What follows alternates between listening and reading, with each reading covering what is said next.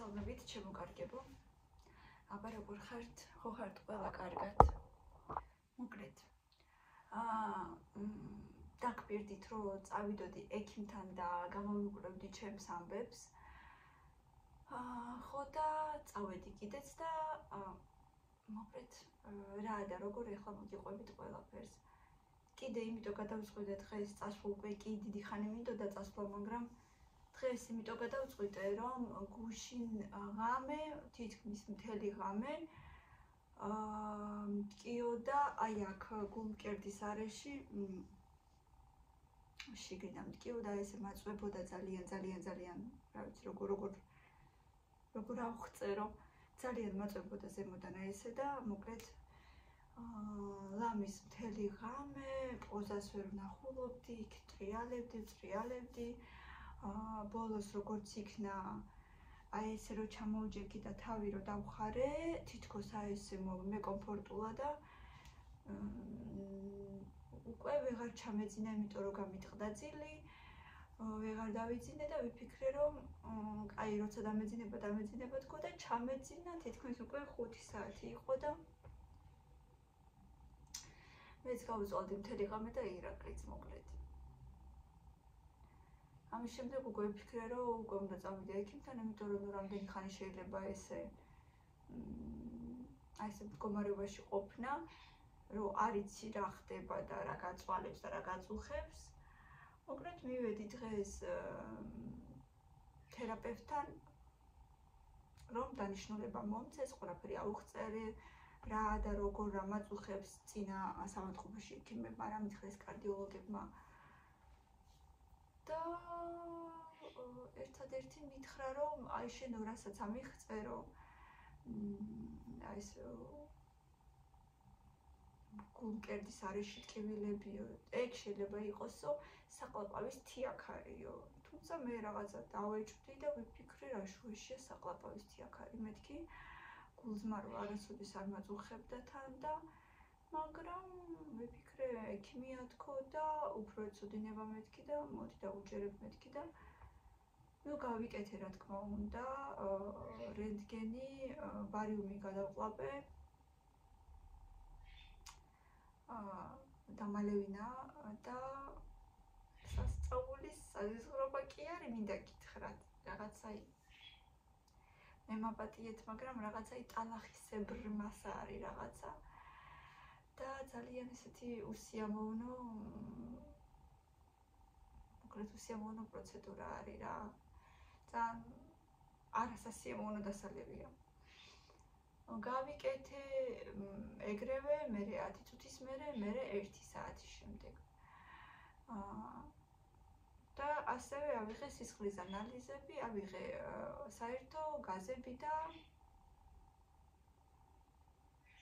გლუკოზა.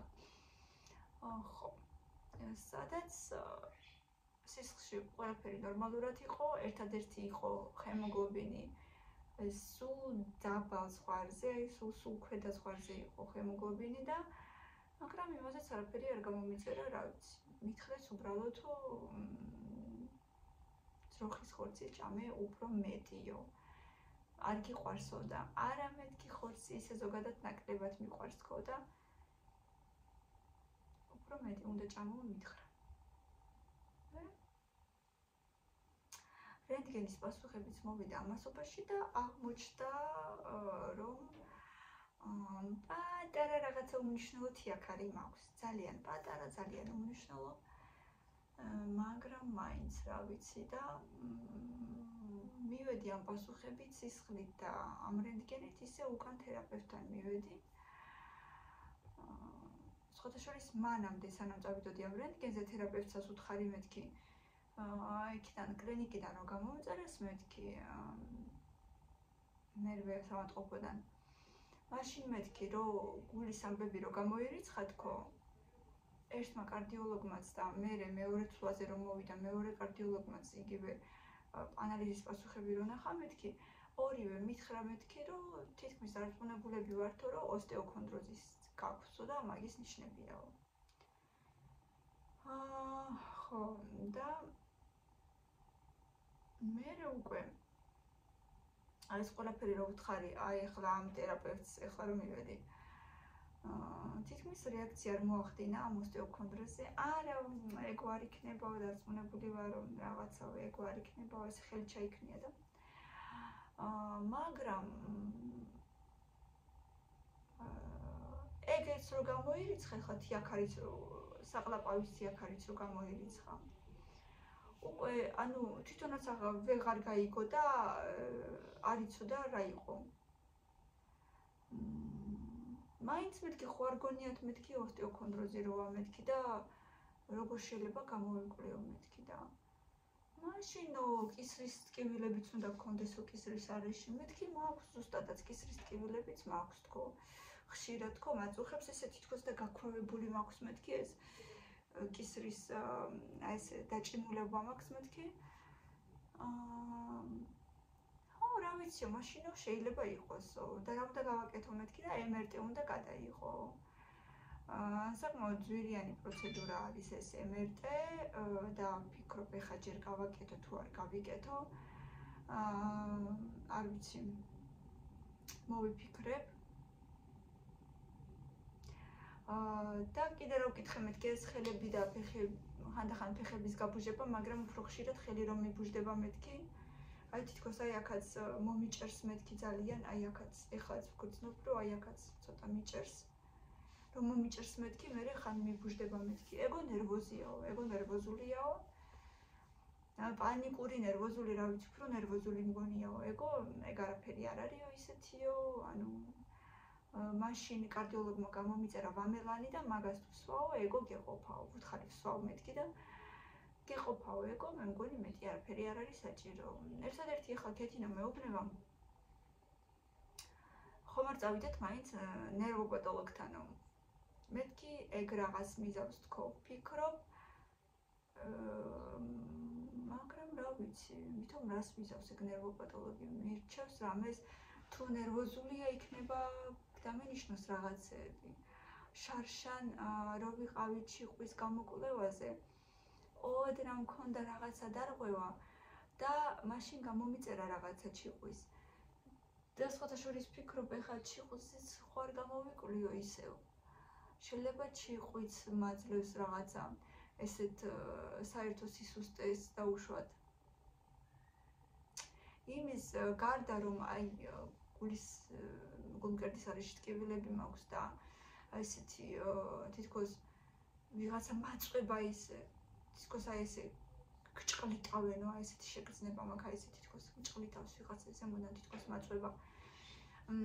გარდა იმისა მაქვს საერთო სისუსტე. ალბათ მატყობთ კიდეც, რომ არ ვარ შეიძლება ისეთ ძალიან კარგ ხასიათს როგორც ადრე ვიყავი ხოლმე, იმიტომ რომ მართლა ამ ბოლო დროს სისუსტე მახასიათებს. არ ვიცი რას დავუკავშირო. იმას თუ მართლა ნერვიულობ და ეს ყველაფერი ჩემზე მოქმედებს ეს ირაკლის მიერ სამსახურის დაკარგვა და სავარაუდოდ კი არა ნერვიულობ მაგაზე მე თვითონაც ვიცი რომ ნერვიულობ, მაგრამ ნუ თუ ეს ნერვიულობა ესე გამოიხატება, ეგ მაინტერესებს. და თუ ვთქვათ შეიძლება რამე პანიკურ შეტევებზეც გადადის და შეიძლება ამ პანიკურმა შეტევებმა იცის ეს ესეთი ტკივილები, აი აქ. ეგეც უნდა ვკითხო ნერვოპათოლოგს. იქნება, რა ვიცი, მასაჟები ხო არ გავიკეთო მეთქი ამ ოსტეოქონდროზე, ამაზეც, აი აქაც რომ ტკივა ხოლმე.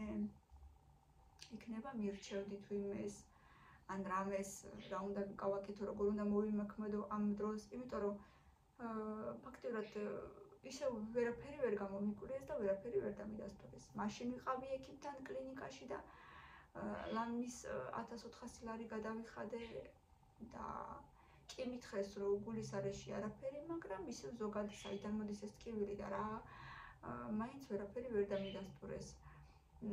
ეხლა აქაც მივედი თერაპევტთან და სისხლი ვნახე არაფერი, რენტგენი გავიკეთე საყლაპავის ისევ არაფერი. მაშ საიდან მოდის ეს ტკივილი, მაინც ვერ ხვდები. ინტერნეტში წავიკითხე და ეხლა ინტერნეტი როგორც იცით, მაინც და მაინც ძალიან ისეთი რესურსი არ არის, რომელსაც უნდა ენდოთ. მაგრამ ეხლა სხვა გზა არ მქონდა ფაქტიურად და წავიკითხე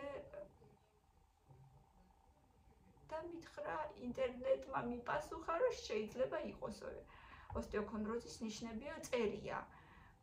ტკივილებიც, ესეთი თქოს როგორ ავწერო, სწორად როგორ ავწერო. აი ესეთი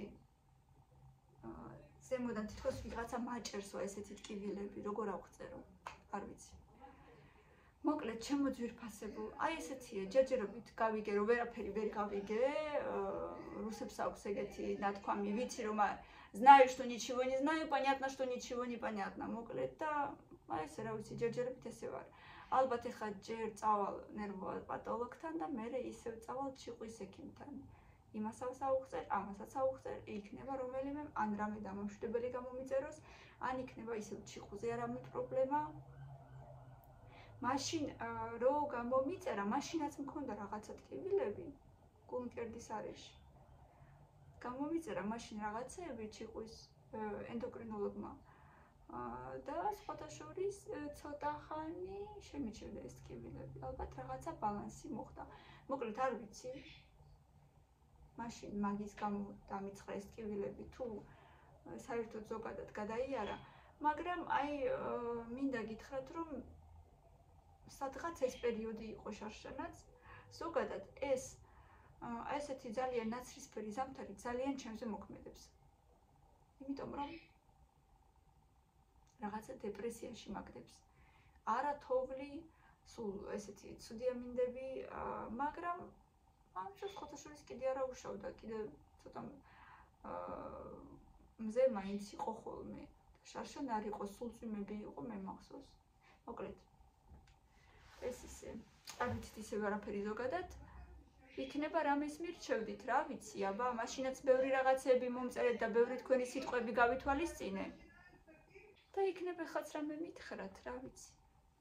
რა შეიძლება კიდე გავაკეთო, აზზე არა ვარ მოკლედ.